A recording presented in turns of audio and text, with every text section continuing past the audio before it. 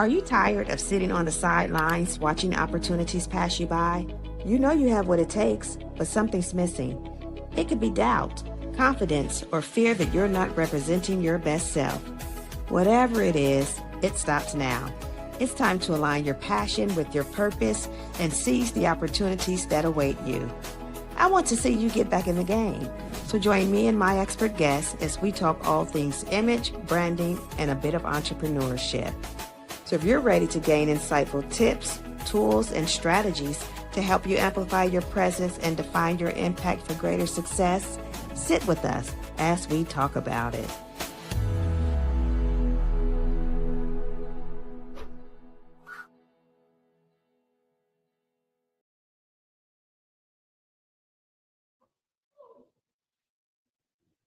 Welcome back to the Image Connection Show, where we go beneath the surface of image, branding, and presence to help you live and lead with impact.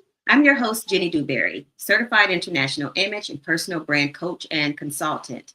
And I am happy that you joined us today. Well, excited and pleased that you joined us today. The Image Connection Show, it is a conversation-driven show that explores how our inner image impacts our outer image, our presence, our leadership, and our visibility. Everything we do, from how we show up to how we present ourselves, happens from what we feel on the inside. And so I started this show to help listeners and individuals connect how, again, image, branding, and leadership connect in order for you to show up purposefully. And today I have with me Brandy Stamper. Dr. Brandy Stamper. Dr. Stamper is an associate professor of communication studies and strategic performance coach.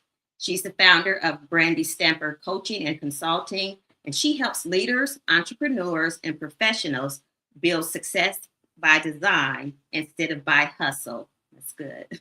She is a best-selling author of Bridge the Purpose Gap, and her work blends communication, psychology, neuroscience, and Enneagram, and coaching to help people lead with confidence and purpose.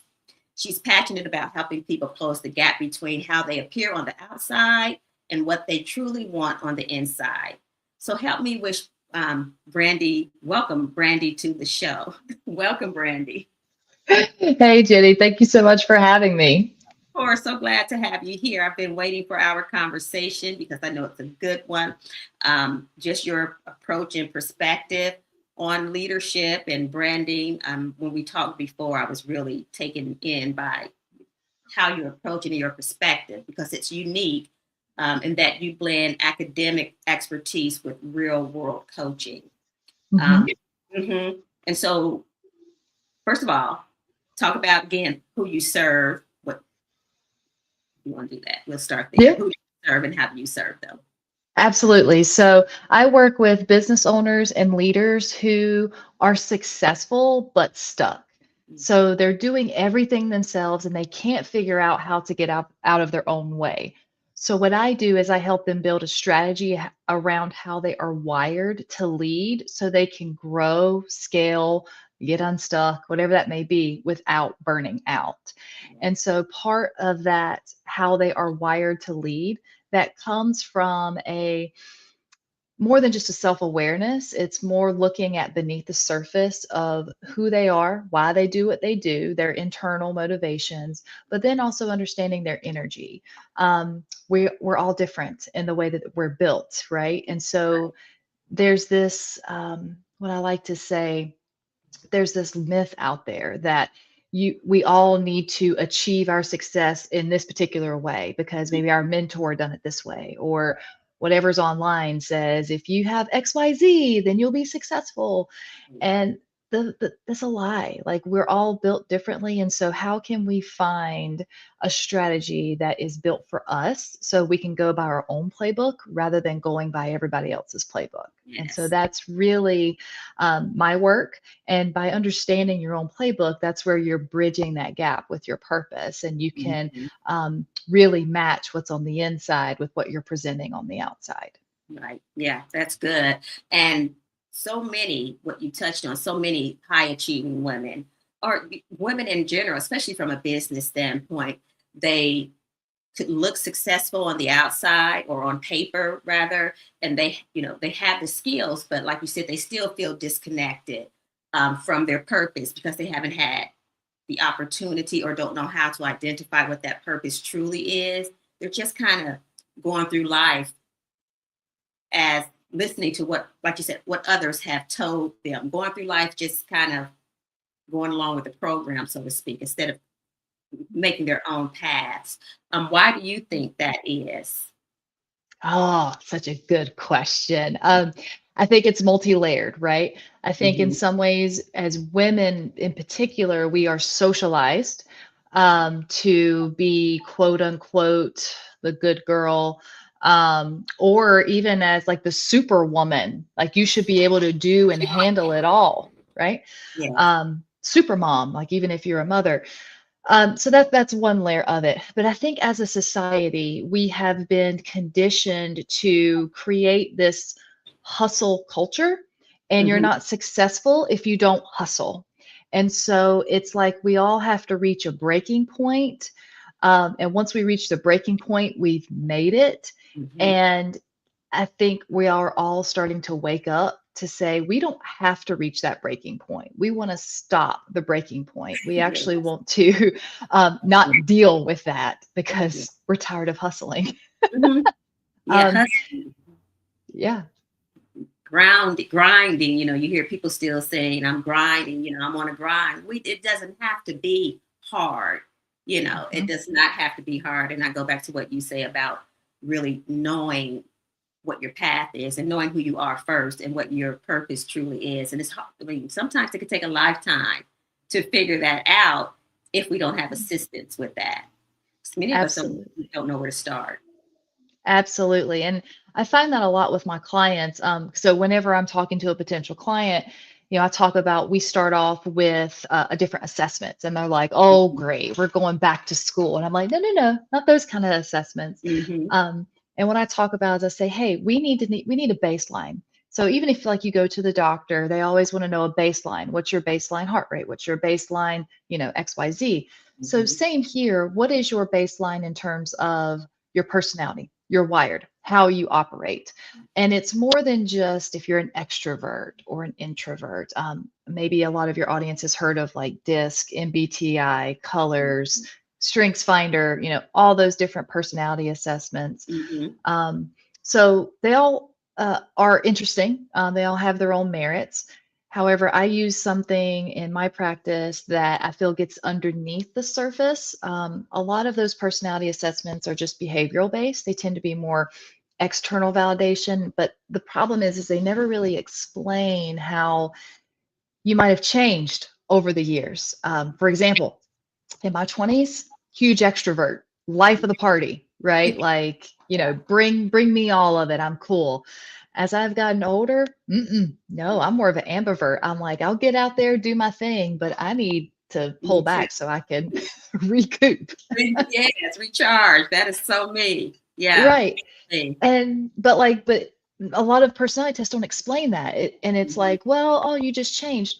But there's something to it. So I utilize the Enneagram in human design. So I have a mixed practice. But the beauty is that human design talks a little bit about essentially our um, nature, what we're born with. So we're born in a particular sense in terms of how we expand and how we use our energy, right? Mhm. Some of us are go go go go go and just re-energize all the time. Others of us can penetrate very deep and see things that most people don't, but they need time to rest. And Mhm. so this talks a little bit about our decision making and how we work within the world. And then we also have, when we talk about psychology, there is the nurture side, right? Right. So nurture, that's where the Enneagram comes in as well. So the Enneagram has a blend of nature and nurture. However, the Enneagram talks about why you do what you do, Mhm. meaning this nurture piece has come from with the way you grew up, where you grew up, your friend groups, all your experiences. And so this blend actually helps you understand how you operate, how you use your energy, but also why you do what you do. So then, getting back to my whole point with talking with clients, I'm giving you this foundation. So let's have this foundation of understanding so you can have a blueprint to work from. Just like anyone who builds a house or anyone who builds a building, an engineer says, here's the blueprints because this is going to hold up the foundation and this will withstand a category 4 hurricane or whatever. So when you have the blueprint, you understand where to go from there. And I think as a society, it is almost a disservice or that we don't have that. A lot of times you will find organizations like corporations or what we call corporate will go in and do personality assessments and say, okay, hey, you are a extrovert, right? Or whatever you are on MBTI, NIJ. Yes. Exactly. And they're just like, okay, this is what you are. But they really don't help you understand the playbook and how to utilize that.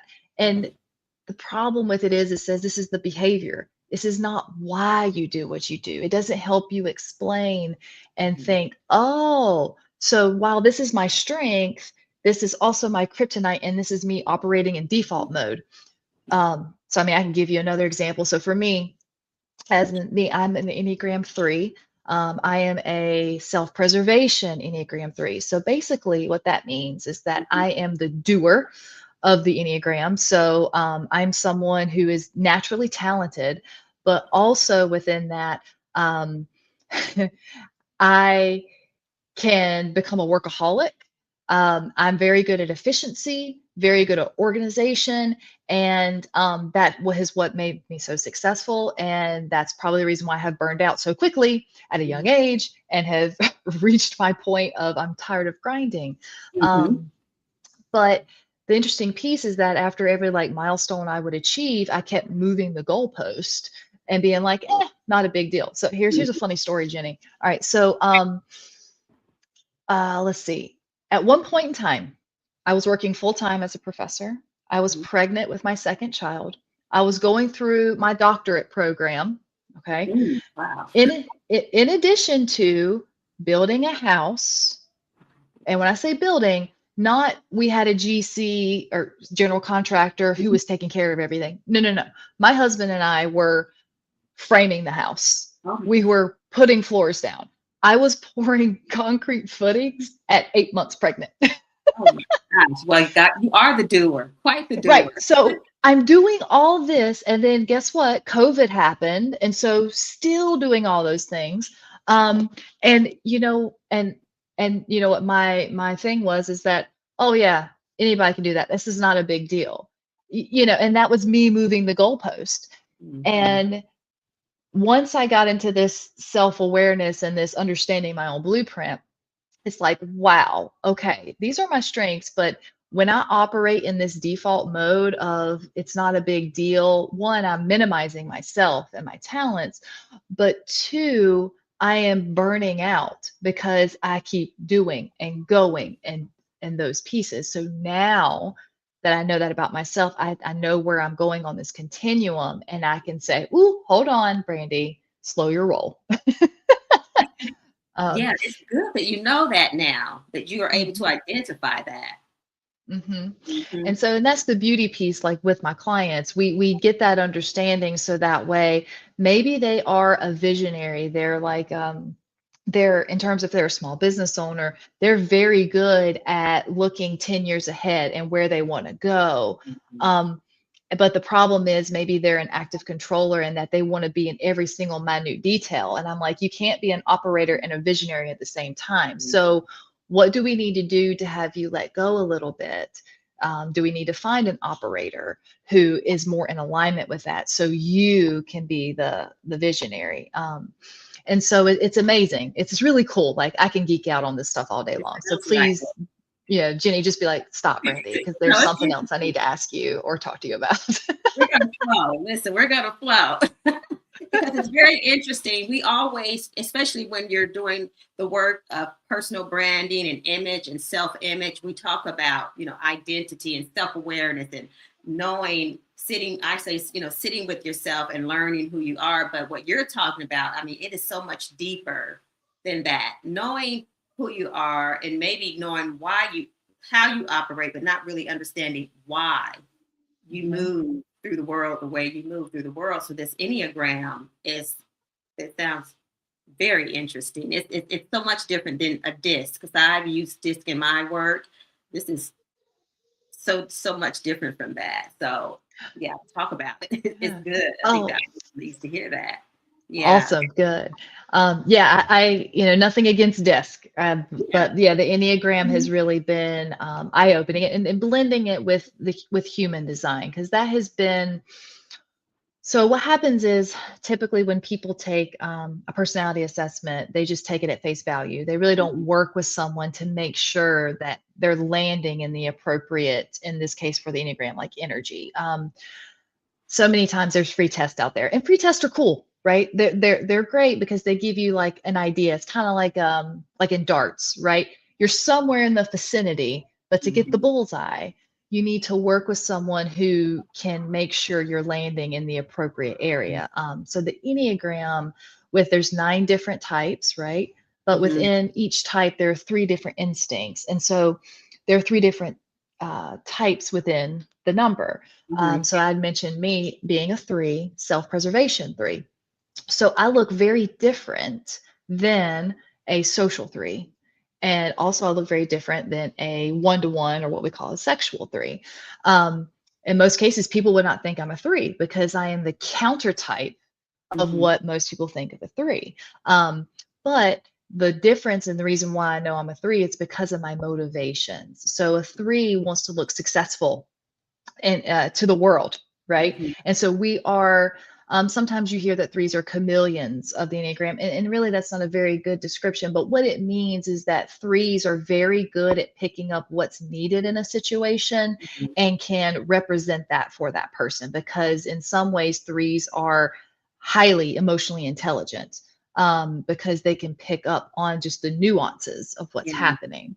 And so that's an important piece. And when you look at, oh, I'm motivated to look successful in front of people, so maybe that's the reason why I do for certain Mhm. things. And you know am I doing this to look successful for this person, to have a good image for this person, and is this truly the image that I want to portray, Right. right? And Yeah. so this is where you get to actually ask those questions, because you're like, oh, and if that is, then cool, right? Mhm. um but this is where you're like, okay, am I going into a negative, so it's like a continuum. Am I going into default mode, Mhm. and just because and with the Enneagram, we talk about defense mechanisms, right? So we created defense mechanisms as we were growing up in order to be successful. And these defense mechanisms don't have to be negative. They could have Mhm. been they could be positive, but this is what has made us successful in so many ways, and this is what worked for us. Mhm. So we tend to go into default mode on some of those, where in that situation it might not be the best choice. So we have to basically recognize that and say, oh, okay, just get curious. Hey, oh, I'm kind of going into unhealthy mode here. Interesting. What was it? All right, how do I bounce back quicker? Because the thing is it's almost a second nature to you. So it's not like you're never going to go in default mode. It's Right. being able to say, how can I bounce back from that default quicker than maybe what I've done before? Yeah. And is it okay for me to, I guess, pivot a little bit? If you're going into default and you need to pull back and maybe take a different approach, especially if you're feeling like you're overwhelmed because that is not your true personality type, maybe. Mhm. Would you say that if someone, like you said, is going and going and going because it's just never enough, because they're trying to appeal to the audience, the people that are around them, and they're feeling overwhelmed, is that an indication that that's not truly who they are? Or does it mean that they just need to step back for a moment and regroup in this Enneagram 3 level? Yeah. So, absolutely. So it's dependent. It's different for each Enneagram type, but for the three, yes, the Mhm. overwhelm, the burnout's a big one, Yeah. or leading up to that. But other things. So, there are different. When we talk about the Enneagram, there are different centers of intelligence. So we have the head, the heart, and the gut. The three tends to be in the heart section of the center of intelligence. Um, and the underlying emotion there can be guilt from a three. So if you notice that there is these guilty feelings, that can be on a little bit of the negative side, but that's very different than someone who's from the head triad who is in the head center of intelligence. So for example, fives are very analytical. Mhm. They want to know everything about something before they might take action. So like if I'm working with a business owner or a leader, if I find that they're in almost kind of like analysis by paralysis, it's like Mhm. you're going into default mode of trying to find out all the information. And is that holding you back for Yeah. what you actually need to accomplish? Mhm. Versus like a one who's considered a perfectionist, who it's almost analysis by paralysis, but it's different. It's not needing to have all the information, it's needing to be perfect and making sure everything is correct before it's out. Because for a one, your uh, your 60% is someone's 90%. So It's like true. if you get it out at 60%, it's very, very good. Mhm. Um, so it's depending on who you are and understanding those inner workings, that will depend on if you're starting to go down that negative auto default Mhm. path, and how to step out of that or recognize it and then move forward from there. That's good. That's good. And you were talking about in all of this, you were talking about success. And so, how would someone build success, or how can they build success by design rather than by default? What does that mean? You say that. What does that mean to a person that's listening to that or Yeah. Oh, hears? such a good question. Such a good question. So I talk a lot about the success paradox. And really what it is, it's a disconnection where you have all the accolades, the Mhm. titles, Yeah. you look good on paper, right? But you feel exhausted because Mhm. you're operating against your own design. Okay.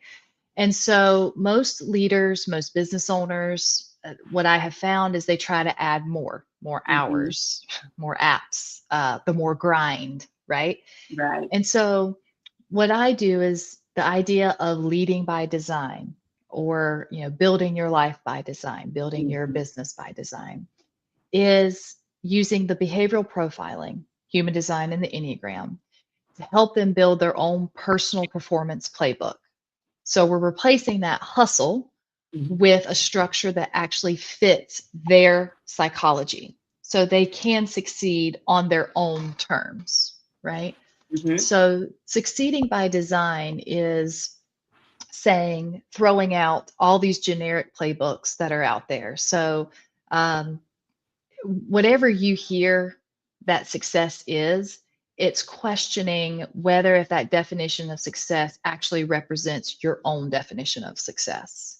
That's right. Um, and then from there, it's saying, okay, if you think being successful is making six figures in your Mhm. business, where is that coming from? Is it someone else's Yeah. who says they've made it because they hit six figures because they've Mhm. become an influencer or whatever? Um, Yeah. you know, is that your path? Is it your true path?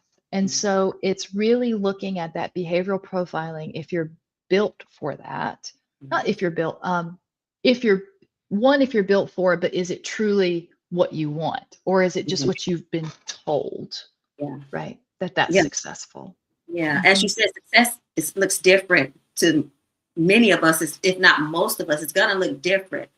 One person might be okay with hitting a $10,000 mark if they're talking about monetization, if they're talking about money. And then, like you said, another six figures is their mark in how they feel and what makes them feel successful. But it's also so much more than finances, you know. Success Absolutely. could be me getting on this call with you. This is a success tonight because we made it on this call. Or, Yeah. really, it could be something as simple as that. I Mhm. committed to doing something and I did it. I didn't back out of it. So those type of things are successes too.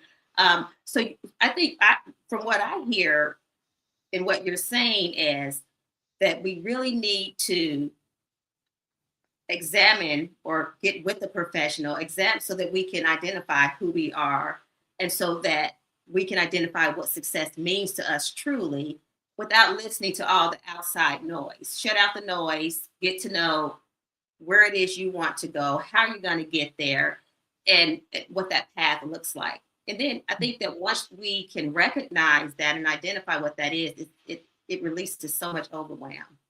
We're no Absolutely. longer competing with what social media is telling us we should do, what our family, our bosses, whatever it is, we're creating our own path. So what would you say, and I may have asked you this, what would you say how communication, how that impacts the way others perceive us in our experiences and in our leadership expertise? Because again, you have people that are looking at you. If you're in a leadership role, they're looking at you and they're taking pieces away from what they see, and Mhm. they're probably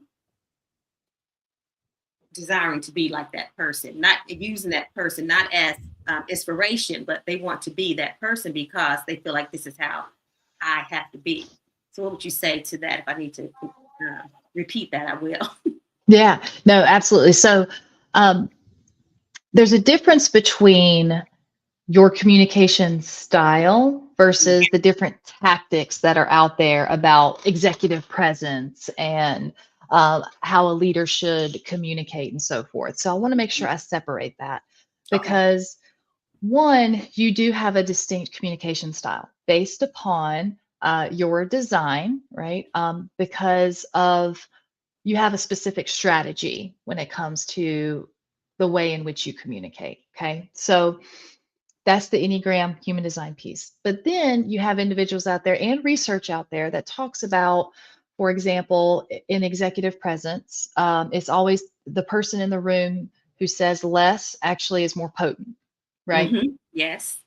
And so here, this is where when you know these tactics, there's the research out there talks about how it works and so forth. But then you know this about yourself, you can look to see what the disconnects are. So, for example, I had a client in the C-suite who we were working on executive presence. So this client was um, continually over explaining themselves about things. Mm-hmm. And part of that came from the client's design, but also how they operate. So this client was actually a 5, meaning that very analytical, um, wanted to give all the details, Mm-hmm. right, about everything because that's how they ingested information and that's how they communicated. And so we had to talk about looking at how they communicate in the sense of, okay, so when we are in the context of this particular meeting in the C suite, in general, if we're at a board meeting and so forth, what do you think these individuals want or need, right? And we got down to essentially they just need basics, okay? Now, why do you feel that you have to explain even more so from that? And in some and there's a couple of different things that happen within there. And it was in some ways it that my client felt like they needed to explain that because then they won't understand. And I said, okay, but not everybody is a 5.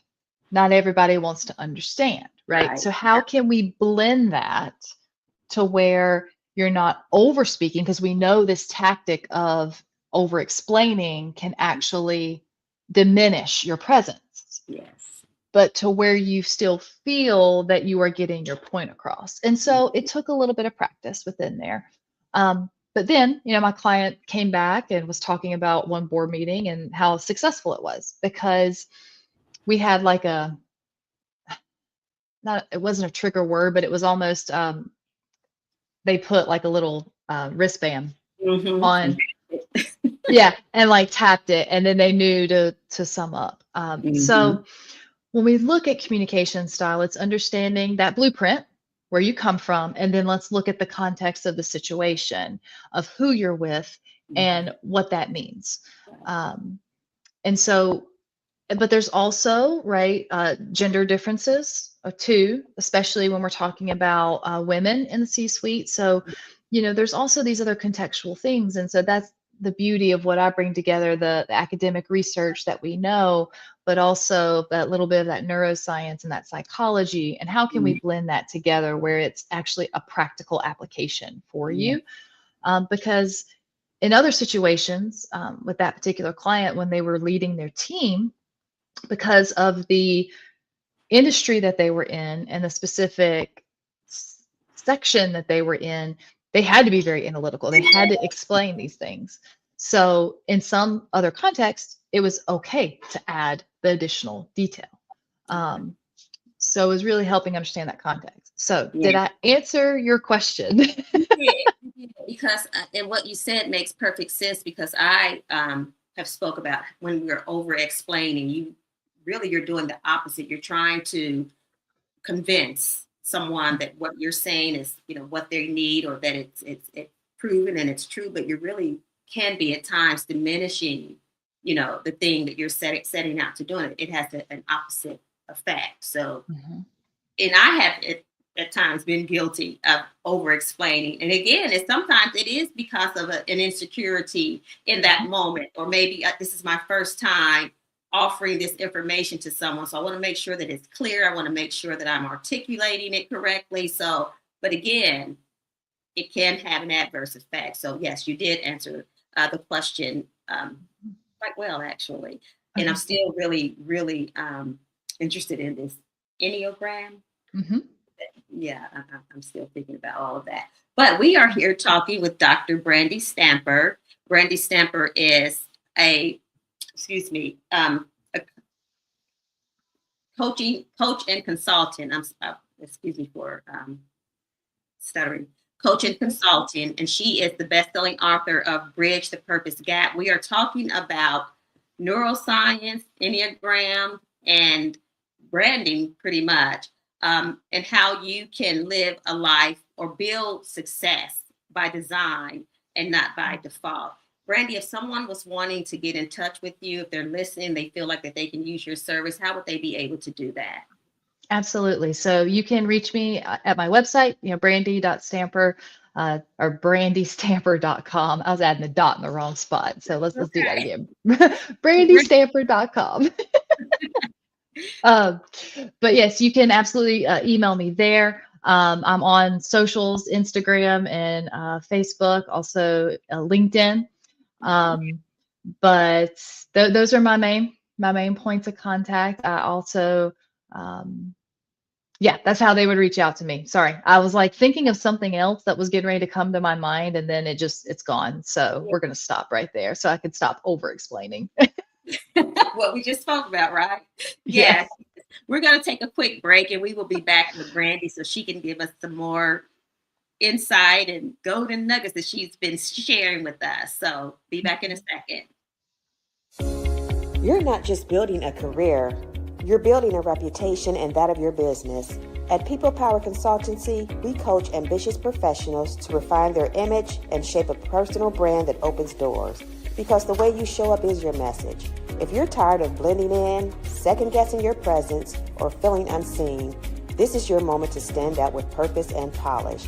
Visit peoplepowerconsultancy.com to start your transformation. Your next level has a look. Let's define it.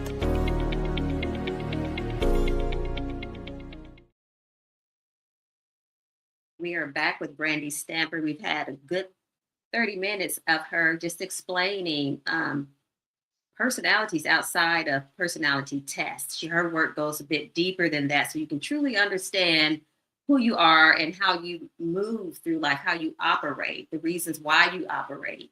And so it's been a really good conversation. And I hope the listeners are writing down some of this information. But I do want to ask you this, because I am an image consultant and I know the importance of image and the impact that it has. But how does image connect to confidence and leadership presence?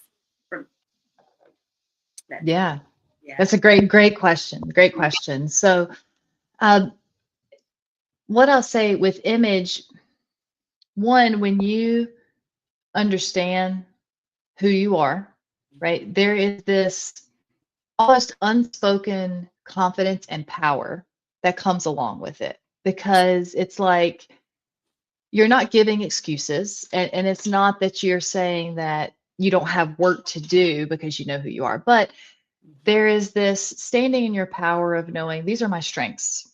This is how and why I do what I do. So from there, there's this quiet confidence that you have that leads into this image of it's no longer this second guessing of what I find like a lot with my clients is that it's almost like once they have this power, they're no longer letting people cross boundaries in Mm-hmm. the sense of they're like, for example, if they know they can become a workaholic, like for me, I know it's very easy to do so. And I have two children, I have a husband. So I'm like, no, I want my life with them. That I shouldn't be working till 9 p.m., 10 p.m. at night for something else. Yeah. So I no longer cross that boundary because I know, one, I can do it. So I specifically, if I have a potential client who might be someone who's like, well, sorry, I only meet at 10 p.m. I'm gonna say, I'm not the coach for you, right? Yeah. Yeah. And that's okay. But that's where that confidence can bleed into that image, or Mm-hmm. merge with that image, because I know who I am, right? Mm-hmm. And Yeah. I know how I operate. So it's almost like, probably too, when you talk about image too, it's very interesting. You can see someone when they're in their power, how their shoulders are back, right? Yeah. And they're just very comfortable. And Yeah. I feel like that blueprint gives someone that comfort to where it leads into this more powerful image that Mm-hmm. you can articulate your brand Yeah. uh, more clearly, or the right word's not coming to my head, but more clearly. I don't like that word, but But even it's confidently. there. Yeah, I Yes. understand what you're saying. Even more confidently, 'cause like you say, if you've gotten to that point to where you do know who you are, then you are stepping into spaces. And again, you're not second guessing yourself. You're not insecure about how you've entered these rooms, because you know how you're entering the rooms and you're taking up that space. You're standing in your power, right? No Mhm. one in the room can make you want to shrink just because you may see, it could be a celebrity, whomever across the room or in the room. You're not feeling like, oh gosh, do I belong in this room? Because you know that you do, right? Mhm. Get invited to the room. Most times you're there for a reason.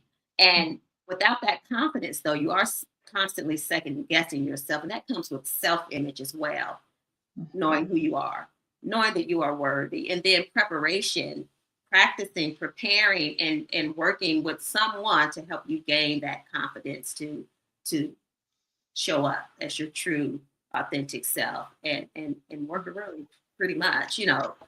Mhm. Absolutely. And Yeah. so, what a lot of people, one thing I'll say is that while knowledge is power, Mhm. if you do not apply it, then there's no power whatsoever, right?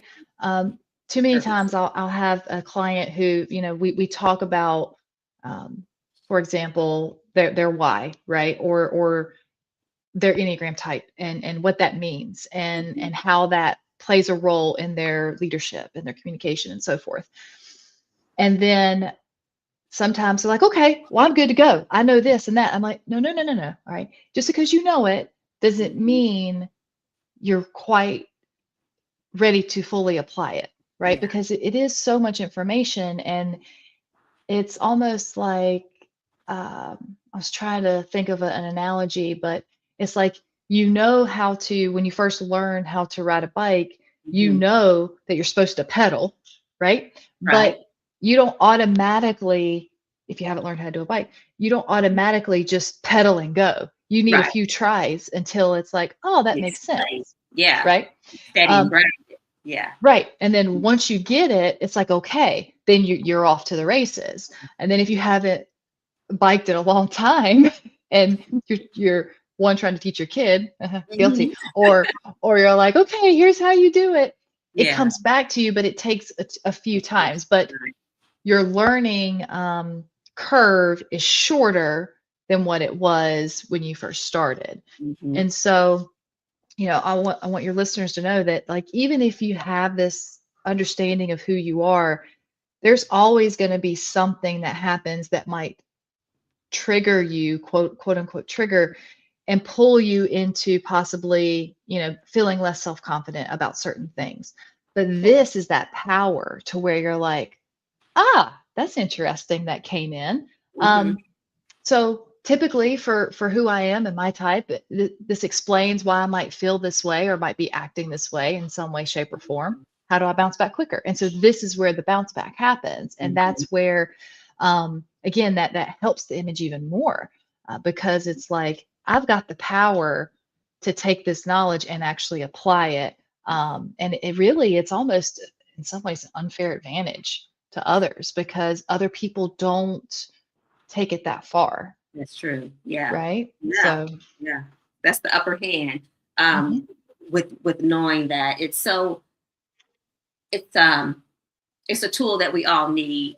I do know that it's a tool that we all need because, as you said, when you're have that security, you're assured about who you are, that assurance rather.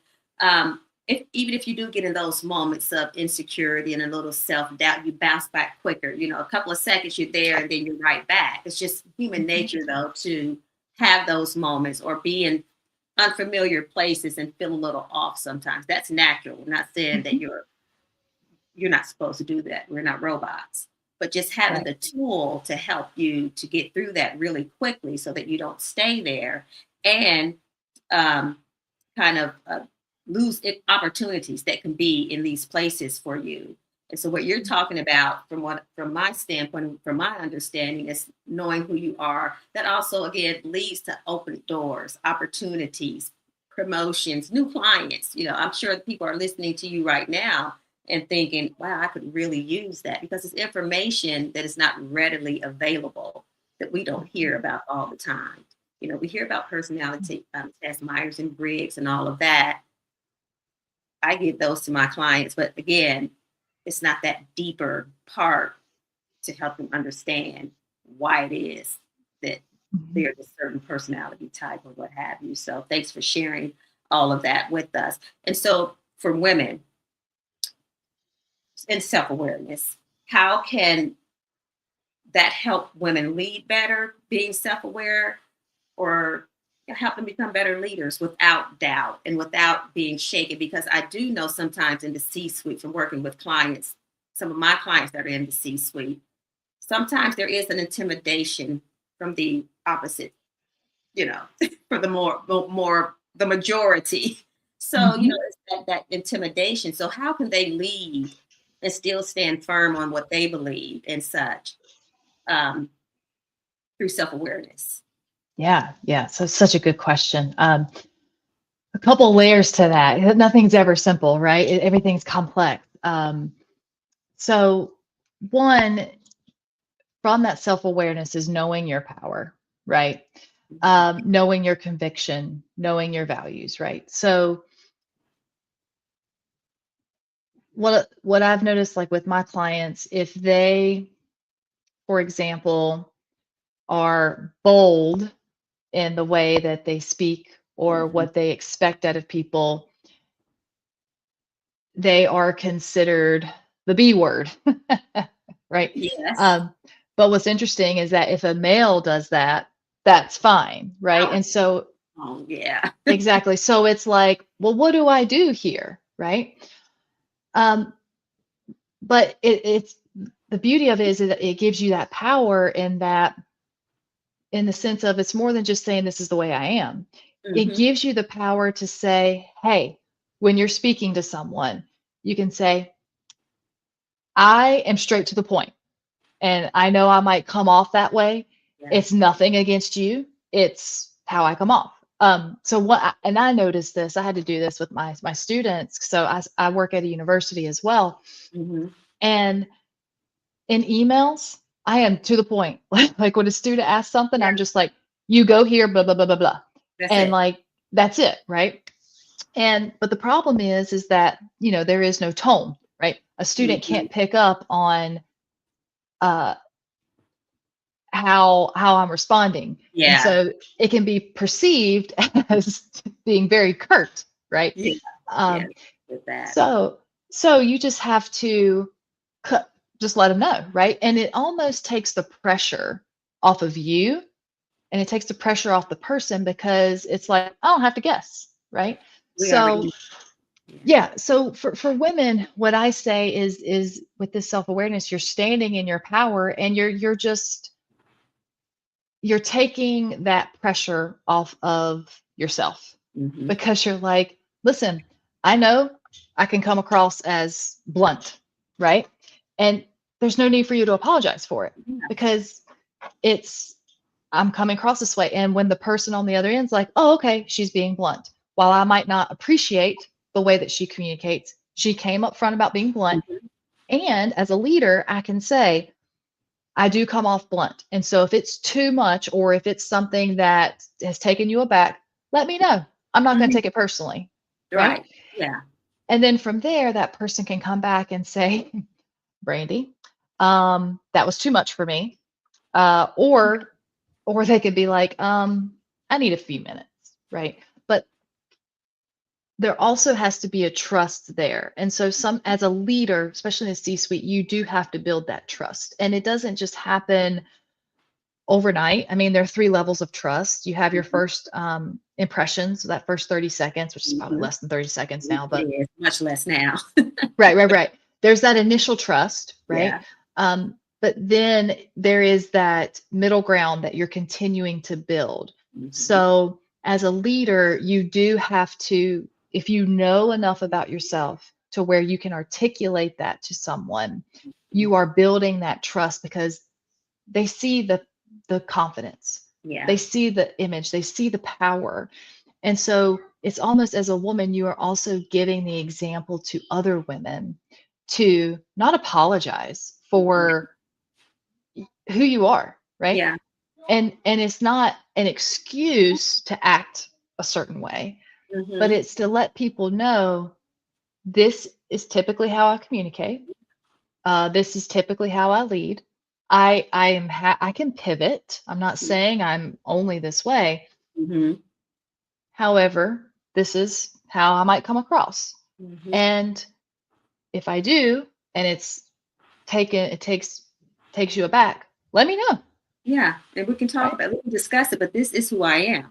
And Mhm. I think that when we are able to do that, because for so long, for me, even growing up, I didn't use my voice and set certain boundaries. But now I am a no fluff kind of person when it comes to conversations and me trying to get something accomplished. This is what it is. This is how I feel, and this is how you're going to get it. Not in a nasty way, but this is me. So I'm not going to adjust who I am to make you comfortable and to appease you. Now, like you said, if it's a little rough, which I try to be very conscious of Mhm. that, but if it is a little rough, then talk to me about it and we can discuss it. And I can let you know, well, this is my personality. This is why I don't have a whole lot of time for fluff and trying to. We're just going to get to the point and get it out there, and that's going to be it. And then you'll come back if you took it the wrong way, because that's usually Mhm. what it is. People Mhm. expect you to act and react a certain way based on how they operate, but being that I know who I am today, I'm going to operate in my own through my own identity, I guess I should say. And what makes me feel good, that it's not that when I go to bed at night, I'm not wishing I had said this a different way or wishing that I hadn't left something out, because I pretty much said what I needed to say, and in a Mhm. professional, thoughtful way, hopefully. Right. And the most important piece of that is, again, where are you on that continuum? Because while you might be a certain way in your personality, that might be the healthy side of that, right? Right. So for example, like in the Enneagram, our eights are the active controllers who, if they are unhealthy in an argument, they are going to win, and they do not care how many bodies they take with them to win. That's very unhealthy, Yes. right? Yeah. So it's, while I am as an eight, I'm a very assertive speaker. I'm very decisive in my communication and in my leadership. I have to pay attention to, is that decisiveness on a negative side, or is that, on, this is my personality and I'm operating from a healthy side of that, right? Makes sense. So it's always a fine line, not necessarily a fine line, because, but it's recognizing that there's, your strengths have gotten you so far to where you are, but they can also be your kryptonite.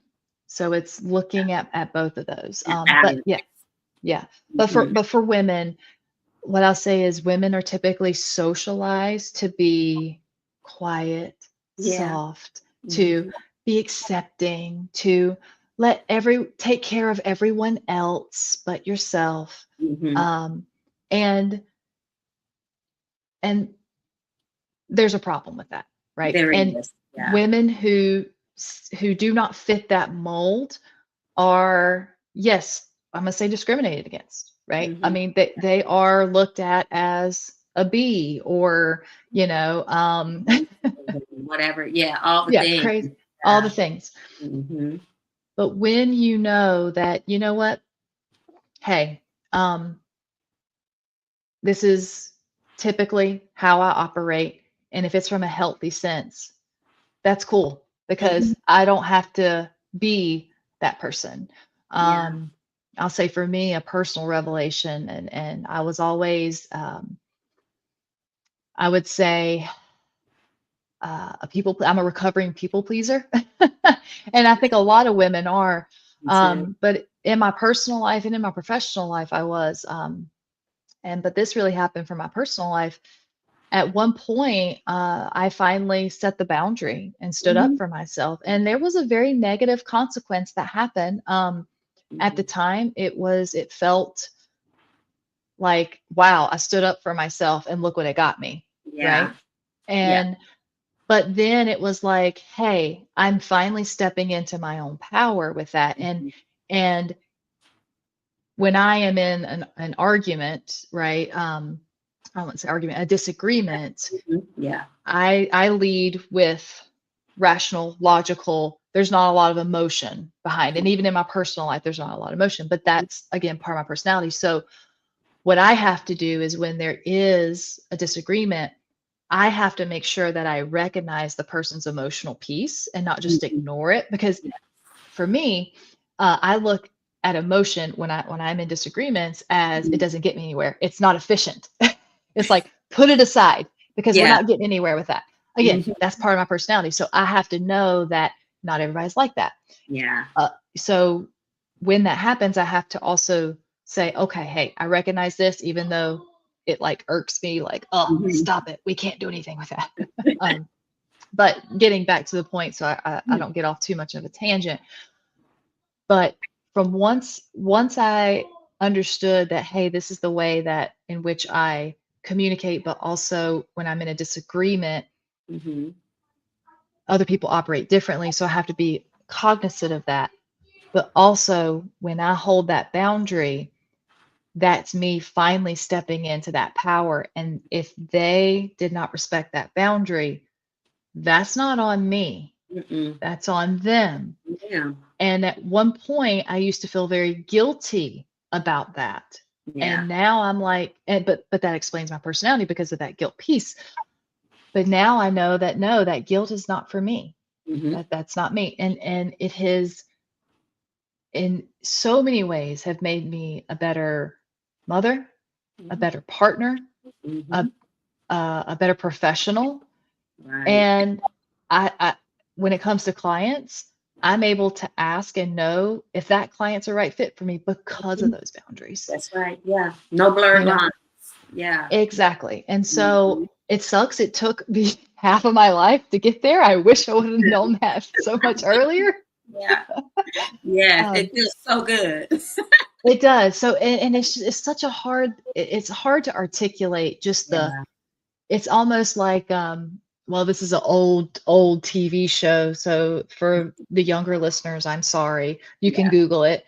Mhm. She-Ra, Princess of Power, Yeah. like back in the day, like, yeah, she was the ultimate, It was. could take the power. So when you get into that position, it's just like, here we Yeah. go.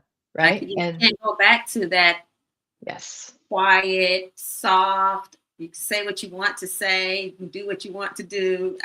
That does not rest with me. It doesn't sit Mhm. with me very well. So again, that balance of being able to hold those boundaries without purposely, and I'm going to say purposely because people are going to take it Mhm.